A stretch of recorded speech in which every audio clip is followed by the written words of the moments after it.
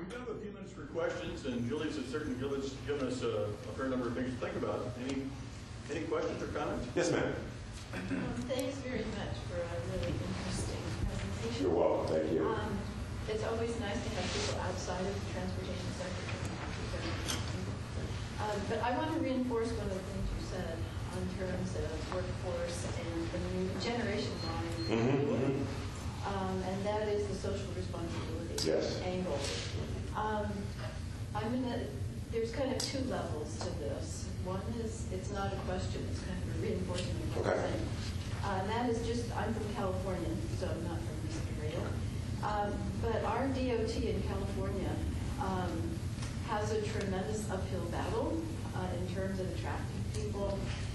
One is salaries are low, but more importantly, the perception of the DOT is as a high-bound, not-with-it organization.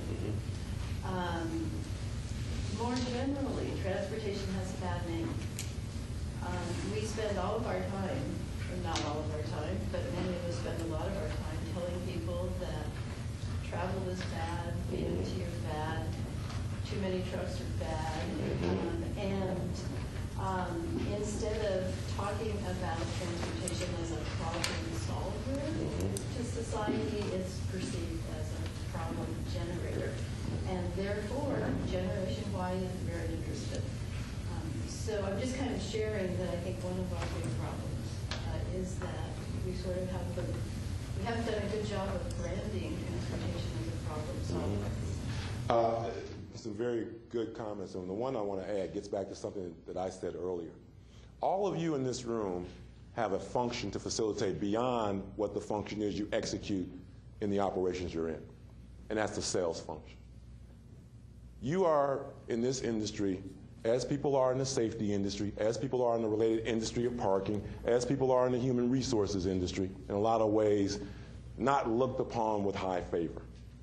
It's perceptual. So your responsibility beyond your day-to-day responsibility is to sell and promote the profession. Because to the extent that you do that, you allow people to have another point of contact. If someone asks you, Jessica, what do you do? What do you say?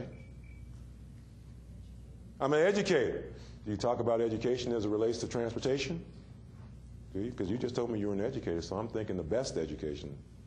You know, we got to make sure people understand our connection to this industry, to this profession, and how we see it as providing for, and some of the things we've talked about and that you will talk about how this industry has long-term growth opportunities. Are we going to stop transporting people, products from one place to another, whether it's by car or rail or barge or plane? We're not going to stop. We're going to cut out our highway transportation system? No. So there are opportunities for people. And then the other thing, we got to have people we got to reorient people in terms of how they view us, from a problem maker to a problem solver. Because now with the relationships you have to build with other entities, it's not just transportation. It's those multi-jurisdictional issues that you have to get involved in. It's how do we link transportation in multimodal fashion so that we're taking best advantage of the opportunity for available land that we have available to us. And so now you can begin to sing a better song, and not just because it sounds good, but because it's the truth of how you're actually solving problems as opposed to creating problems. So yeah, some great points. Thank you. Anybody else? Yes, sir. I'm Scott Terry with the University of Nebraska. I had a question. We see this a lot where you break down the baby boomers and Generation X and Y. Yeah. But you also talk about this growing minority populations or ethnic diversity. Is there a way, or have you thought about how those things combine so that when we talk about Generation Y and we break that down either by gender or by ethnic group, that maybe there's some nuances there that are worth thinking a little bit more about? And you know, the chart I put up there relative to the boomers and Gen Y and Gen X, as I mentioned when I put it up there, that could be a whole day's worth of information. You know, think back to the medical community, and every prescription was kind of the same. Then you get in Nebraska and Oklahoma, a lot of Native American communities. And culturally, medicine is looked at totally different in the Native American community than it is in the traditional Western communities. So there are different things. I mean, you know, when you look at people who are from Latino, Hispanic cultures, South American cultures, the ideal of family is very much more important to them. At least that's what they show more. They're more of a collectivist society. Whereas here in the United States, North America, we tend to be more of an individualistic society. So there are different things that you can certainly look at ethnically and culturally within each one of those groups. And, you know, as we talked about the growth rate or participation rate over the next couple of decades, Hispanics, Asians are going to grow the most. So you can't take the traditional Western model and try to apply it to those groups, because in a lot of situations, they're new to this country, and they retain a lot of the values, a lot of the customs, a lot of the heritage that they had when they were in their native countries, or that was taught to them by their grandparents or parents. So you've got to certainly look beneath the level of the water to see what some of those things are and how you can include them. But I'll say this about basically all groups. What does everyone in this room want out of life? What do you want out of life? And the answer is this. Everybody in this room wants the best life they can have, and for most of us, and I would even say for all of us, consistent with our ability to contribute in an environment that makes us feel good about what we're doing. Beyond that, for your children, you want your children to be able to do a little bit better than you did. That's what my dad wanted for me. That's what I want for my son, although as we look at the economy now and the things that are happening, it might be more difficult. But in a very global perspective, we all want the best life we can have. We all want to be treated with the respect and dignity that we believe we deserve as adults, and the opportunity to provide for our families. And that kind of becomes the global basis of how we interact with people. Now we can begin to look at, you know, differences between someone from, say, Mexico versus someone from Bolivia versus someone from Colombia, because they hold on to their regional differences a lot more strongly than someone who, say, is from New York versus California versus Florida versus, you know, Wisconsin. So we got to be able to look beneath the surface. We got to understand those global things, but then we got to get underneath those global things as well. And yes, there's a lot of information out there, but we just couldn't cover it. There's a lot of stuff out there, and I'd be happy to share it with you. Shoot me an email. Anything I can do to help. And you're an emailer, are you? I am. You know, okay. So I'm not sure. Anybody else? Any other questions? Again, yes, sir. Remarks on diversity, changing demographics, and that sort of thing. I'd just be curious. You know, one of the things that we're very concerned about, I'm with the Illinois Department of Transportation, and what we try to do in our workforce planning and development is develop that diversity to somehow more accurately reflect the face of the state. Right, what we look like. Yeah, got to do it. And it's very difficult because of the skill sets involved, and then the fact where a lot of minority populations are located. Right. The Chicago area is much easier. Sure. And Carbondale, Cairo. Paris, Illinois. Yeah, Paris. Yeah. But what you're telling me about the trends, which I really hadn't thought about too much in depth, because I'm old enough to think that in 15 years I can be somebody else's problem. But what you're saying is that actually we're very concerned about it now. We need to work very hard with it now, and we probably always will need to work hard to maintain the proper balance of diversity. But that problem is going to pretty much take care of itself over time by necessity. And I'm just curious, when you look at the generations, how does Generation Y view diversity issues as opposed to the baby boomers and so forth? It's what they've grown up with.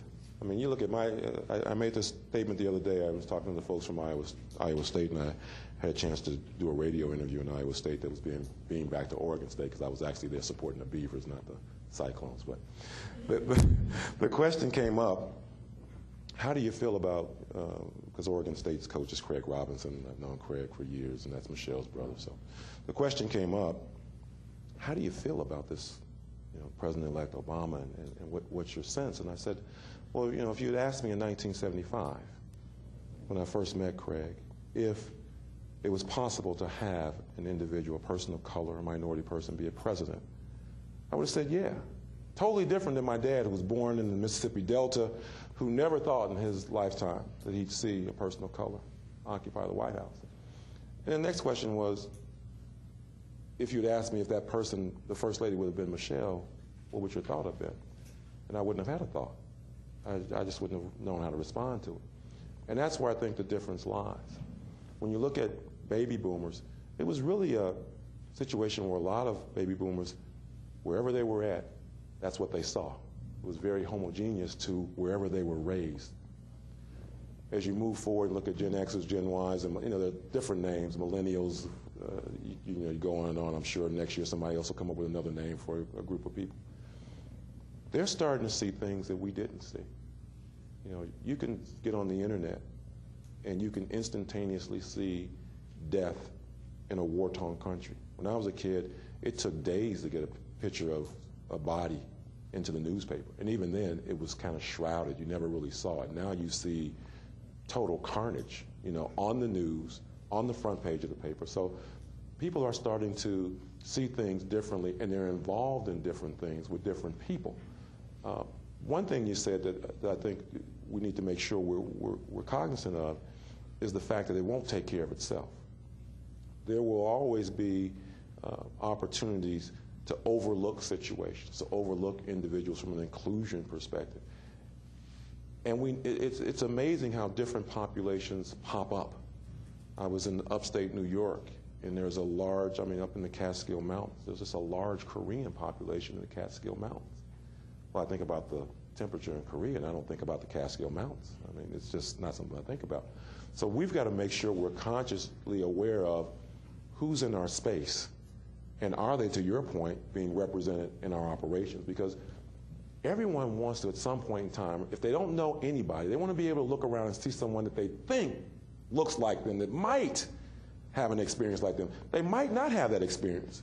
But as you're looking across the room, you don't know that. You just kind of look for a face that kind of looks like a face that you've seen. But we've got to continue to be diligent and try to make sure we're doing things. Because, as we go, like you said, from the northern part of the state to the southern part of the state, I worked in Jacksonville, Illinois, in the west central part of the state, been over in the east side of the state. There are just significant differences in the population. In Greene County and west central Illinois, you might not be able to find very many minorities, but they're there.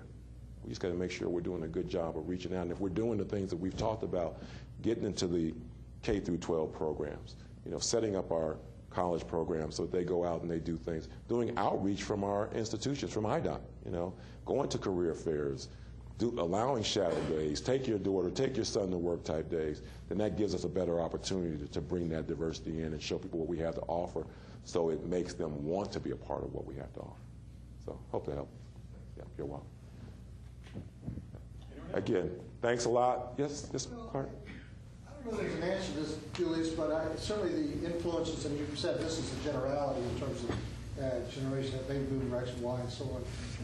But what are your thoughts on certainly their experiences, whether it's X or Y, in this current environment and going forward is going to shape their attitudes? And it's going to have to be some kind of maybe a compromise, maybe that's not the right term, but a change by the baby boom managers, who are essentially the senior managers now, that's right. In how they framework for the workplace, and how they structure that workplace, and how they have for the personnel practices, and these X and Y workers. And in that context, though, we're in an environment right now where people are getting thrown out of work. We're talking about, and so I got to believe that those attitudes are going to be shaped a little bit by the fact that a job is going to be a job and look pretty good, and we're not going to be quite as concerned about flex hours or any kind of other kinds of things that are nice if that company or organization doesn't provide that. Now that I would think also wouldn't want to deter us from, as managers, continue to make that a better workplace. But those situations and influences are going to modify their attitudes, I would think, as they grow older and mature, as it did for the rest of us. Let me ask this question of all of you in the room. How many of you have any jobs that are open now that you're looking to fill? Anybody got any open jobs? I'm going to make a statement. You might not agree with it, but it's true. For any job that you have open today, you can find an individual to fill that job. Any job you have open today, you can find an individual to fill that job. That doesn't mean that individual is going to be able to help your organization down the road. Doesn't mean they're going to be able to grow with you, moving to future positions that might require a different skill set. But if you're just looking to fill a specific position right now with A, B, and C skill set, I'm convinced you can fill that. The best organizations are saying not what do we do today, but what do we do to make the situation better in the future. And so they're paying attention to those issues of culture.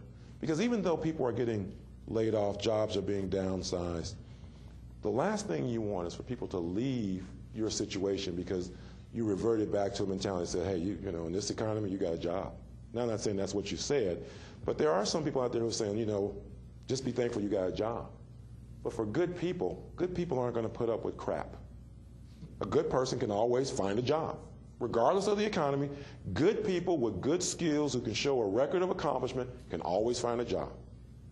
So we got to make sure that we're treating those individuals in a way that's consistent with how we would do it normally. The biggest problem I find with organizations is that they do this. When times are tight, they ratchet back. When times are good, they're real, you know, they just, anything goes. We got to be able to find a standard, whether it's an operational standard, a cultural standard, an environmental standard of how we treat people, and that's got to be the standard, regardless of whether we're in good times or in lean times, because that gives us the most consistent opportunity to make people feel good about the environment, as opposed to, you know, 9/11 happens, and what do? Every other week when you were traveling, there was a new restriction, there was a new restriction, there was a new restriction. Not that people minded the restriction, it's just that we wanted something consistent that we can grab hold to. And that's what people want. They want something that's consistent, that they know treats them in a way that respects them as an individual. And yeah, there is going to have to be some change between the way those managers, those senior managers who are in the baby